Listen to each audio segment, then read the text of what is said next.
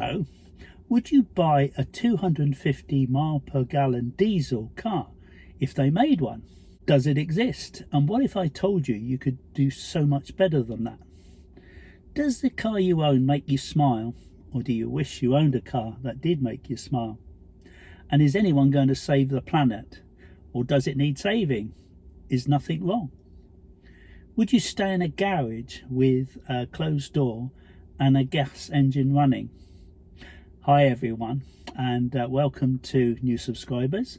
I hope you can like and subscribe, and please leave a comment down below. Thousands of people keep their engines running, poisoning people outside when they are protected inside with the air conditioning on, like the people who call climate change global warming and think 2 to 3 degrees extra warmer in Manchester. Well, what's wrong with that? A Mercedes EV catches fire and the media gets millions of views reporting the shocking, terrible news of an EV catching fire. It's not a Mercedes. Everyone hopes it's a Tesla, but few get to the end of the story to find out the truth. But they think it was, and so they tell their friends. 100 gas cars catch on fire, none of them are reported. Oil and car companies invest billions in the media with advertising, so they know what they have to report, and it's not a gas car catching fire. People ignore the statistics that electric cars are 60 times less likely to catch on fire, according to the National Transport Safety Board. But everyone knows they are harder to put out. The cause of the fire on the Fremantle Highway is still unknown, but we all know it was an EV, right? There were no Teslas on board the ship, but it should have been one. Teslas catch fire, but Porsches and Mercedes don't, except they do, but are never in the news. So the 250 mile per gallon diesel doesn't exist, but people are charging at night cheap rate equivalent to 332 miles per gallon, and they can do it at home when they're sleeping and not going to a gas station. I'm not making up the numbers. Buying electricity, and you can currently from Octopus at 7.5p kilowatt hour at night with Octopus, and an electric car that does 4 miles a kilowatt hour means you're buying electricity for under 2p a mile. That's equivalent to 332 miles per gallon for a diesel car.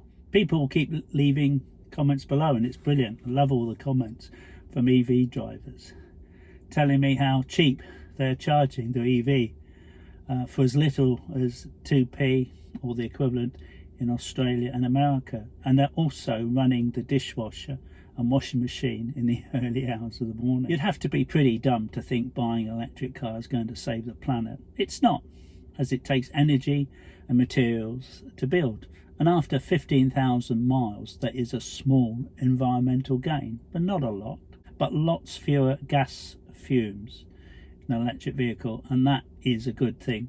But you're still better off cycling, walking, if you really want to save the planet. Electric cars are too expensive, people say, but you don't have to buy a Mercedes, Porsche or BMW. MG, Kia, BYD cost no more now than a regular gas car. You can buy a 3-year-old Tesla for under 21,000, the Tesla Model 3, and you can get a Model S with free supercharging that's a little bit older. In 5 years' time, they'll be less than half that price, and other makes are even cheaper. Legacy car makers are panicking and think they can put a battery in one of their gas cars, but you can't. It takes so much more. The German car makers have shares in Chinese EV makers, hoping that will get them out of their scrape that they're in. The British motor industry was destroyed in the 60s decade by complacency, thinking the Japanese could never do better, but they did, and very quickly. The Japanese and Germans might be the new victims, and the US, China, South Korea creating something better, and hopefully the UK get involved in the manufacturing of EVs. We have so far with the Nissan Leaf and Mini, and I hope there's going to be a lot more and there's probably a few others I've missed, so please let me know. Electric cars are not going to save the planet, but they will make the air we all breathe a little bit cleaner, and that's something which is good news, but I'm wondering how the media will report it. As the Scottish philosopher Frankie Boyle once said, we will all ultimately be forgiven, not by Jesus, but by death. The universe will also die. Forgiveness is everybody's ultimate destiny, because eventually there will be nobody left to hold a grudge, and nowhere for them to do it. You will all be forgiven because one day there won't actually be a day, because the sun won't exist. The concept of forgiveness will be forgotten, as will the concept of forgetting, and of all concepts, and we will all be forgiven by the death heat of the universe. Thanks very much for getting this far. Hope you can like and subscribe. Please leave a comment below. Hope you can take your reusable coffee mug wherever you go. Thanks very much. Take care. See you next time. Bye.